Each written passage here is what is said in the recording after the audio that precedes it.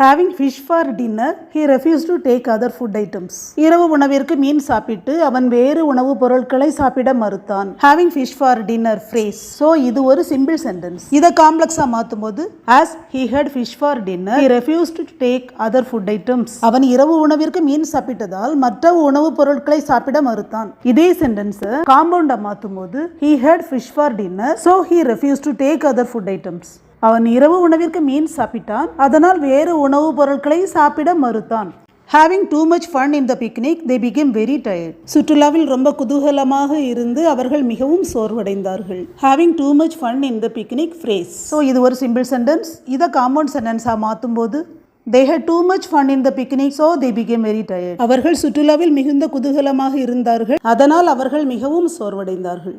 இதை காம்ப்ளெக்ஸா மாத்தும்போது as they had too much fun in the picnic, they became very tired. அவர்கள் சுற்றுலாவில் மிகுந்த குதூகலமாக இருந்ததால் மிகவும் சோர்வடைந்தார்கள். இதுதான் சிம்பிள் காம்ப்ளெக்ஸ் காம்பவுண்ட்.